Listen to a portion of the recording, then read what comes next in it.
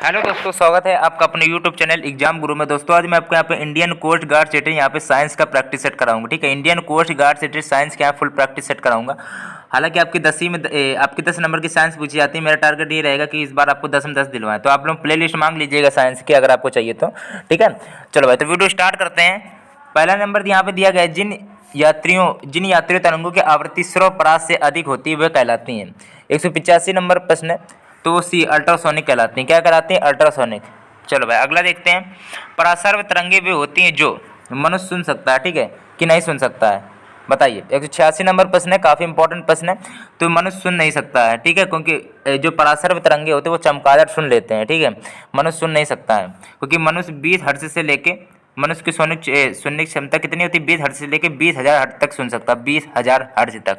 ठीक है, तो मनुष्य सुन नहीं सकता परासर्व, क्योंकि 20,000 हर्ट्ज से ऊपर होती है परासर्व तरंगे। अगला देखते हैं। किसी माध्यम में उत्पन्न परासर्व तरंगों की संसूचित किया जा सकता है, बताइए। 187 नंबर प्रश्न है, राइट ऑप्शन यहाँ पे सी पार्ट, कुंड नलिका द्वारा, कुंड नलिका द्वारा। ठीक है, यहाँ पे काफ़ी मैंने इंपॉर्टेंट क्वेश्चनों का कलेक्शन बना के रखा है, और जो आपके प्रीवियस ईयर क्वेश्चन बेस्ड है।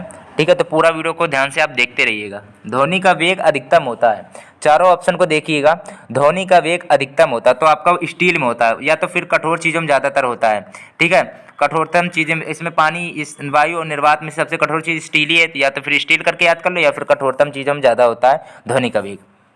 ठीक है, अगला दिया गया है, सुपरसोनिक जहाज उड़ते हैं, सुपरसोनिक जहाज उड़ते हैं। 189 नंबर का सी ऑप्शन। सुपरसोनिक जो जहाज होते हैं वो ध्वनि की चाल से अधिक चाल से उड़ते हैं, अधिक चाल से उड़ते हैं। इसको आप थोड़ा याद कर लीजिएगा। अगला प्रश्न देखते हैं यहाँ पे। एक गैस दाब P है और D घनत्व भाई, गतिमान में एक ध्वनि तरंग का वेग वेलोसिटी जो आपका V दिया गया है, ठीक है, डेंसिटी D है, और प्रेशर दाब P दिया गया है। चलो, तो आपका सूत्र देखो, इसका सीधा सूत्र याद करना पड़ेगा आपको, इसका कोई वो दूसरा तरीका नहीं है, सूत्र है तो आपको याद ही करना पड़ेगा। चलो लिख दे रहे हैं। V बराबर क्या होता है? रूट में गामा गामा रो गामा P अपॉन डी होता है, गामा P अपॉन डी होता है। इसको थोड़ा याद ही करना पड़ेगा। यहाँ पे बी ऑप्शन राइट ऑप्शन हो रहा है। अगला प्रश्न है,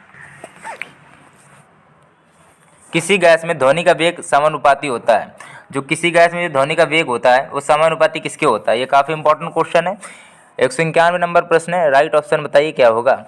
तो रुद्धोष में प्रत्यास्थता के वर्गमूल के, ठीक है, वर्गमूल के होता है ध्वनि का वेग। अगला देखते हैं।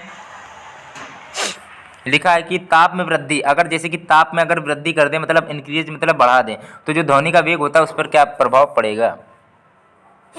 जैसे ये ताप है, T है, टेम्परेचर V, वेलोसिटी ध्वनि का वेग V है। अब इसमें बताइए कि अगर ताप अगर बढ़ा देते तो वेलोसिटी पर क्या प्रभाव पड़ेगा? 192 नंबर प्रश्न है, राइट ऑप्शन बताइए। तो वो भी आपका बढ़ जाता है। चलो भाई, तो फिर यहाँ पे जैसे कि टेम्परेचर और ध्वनि समानुपाती होता है, आपने ये सूत्र पढ़ा होगा, V समानुपाती रूट में T। ये सूत्र पढ़ा है, तो भाई V बढ़ेगा तो T भी बढ़ जाएगा, बात खत्म। तो अगर मतलब कि वेग भी बढ़ेगा जब ताप बढ़ेगा तो बढ़ता है, ठीक है। अगला प्रश्न दिया है, ध्वनि का वेग होता है। चलो भाई, यहाँ पे प्रश्न दिया गया है। चलो, ये तो वही क्वेश्चन आपका आ गया, V समानुपाती रूट 2 क्या होता है? रूट T के, ठीक है, ताप के। अगला दिया गया है, वायु में ध्वनि का वेग किस में परिवर्तन होने से प्रभावित नहीं होता है। चलो भाई, अब चार ऑप्शन देखिए। चलो भाई, 194 नंबर प्रश्न है, यहाँ पे राइट ऑप्शन बताइए क्या होगा। चलिए, तो राइट ऑप्शन यहाँ पे सी पार्ट, वायुमंडलीय दाब में पी से उसका कोई रिलेशन नहीं होगी, ठीक है। अगला देखते हैं, ध्वनि का वेग होता है, ध्वनि का वेग होता है। 195 नंबर प्रश्न है, ध्वनि का वेग जो होता है वो सूखी वायु की अपेक्षा नम वायु में अधिक होता है। अब वेलोसिटी अधिक हो जाती है नम वायु में, ठीक है। चलो अगला देखते हैं, निम्नलिखित में से कौन सा कथन आपका असत्य दिया गया है? असत्य मतलब गलत दिया गया है। यहाँ पे पहले देखिए राइट ऑप्शन यहाँ पे क्या होगा, चारों ऑप्शन को देखिएगा।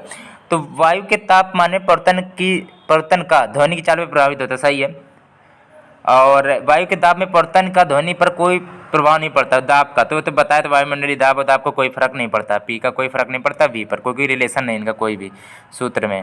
वायु के अपेक्षा पानी में ध्वनिक चाल अधिक होती है, वायु की अपेक्षा पानी में ध्वनि, मतलब पानी मतलब नमी चीज़ में, जैसे कि गीलापन या नमी, ठीक है, जहाँ नमी होती है उसमें ध्वनिक चाल अधिक हो जाती है वायु की अपेक्षा में।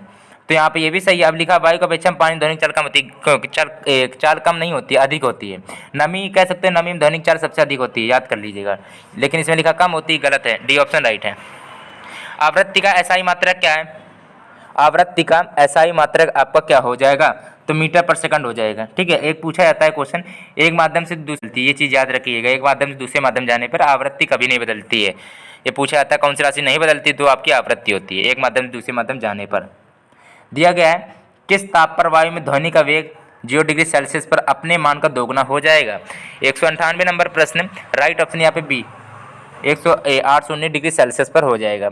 198 का बी, ये सीधा क्वेश्चन आपका पूछा गया था, इसको सीधा याद कर लीजिए आप। ठीक है, अगला देखते हैं, एक सूत्र भी पढ़ा होगा C/5 बराबर F-32/9, ये भी सूत्र याद रखिएगा। भूकंप के समय कौन सी तरंगें उत्पन्न होती है, भूकंप के समय में कौन सी तरंगें उत्पन्न होती हैं, तो अवसरंग तरंगें उत्पन्न होती हैं। चलो भाई, अश्रव्य तरंगें उत्पन्न होती है, अश्रव्य तरंगें। ठीक है, जो मनुष्य सुन नहीं सकता है। चलो भाई, तो वीडियो अच्छा लगा तो लाइक जरूर कर लेना, चैनल सब्सक्राइब नहीं किया है तो कर लीजिएगा। ठीक है, अगर आपको इसकी प्लेलिस्ट चाहिए साइंस की तो आप बता दीजिएगा, मैं आपको आराम से इसकी प्लेलिस्ट दे दूँगा। ठीक है।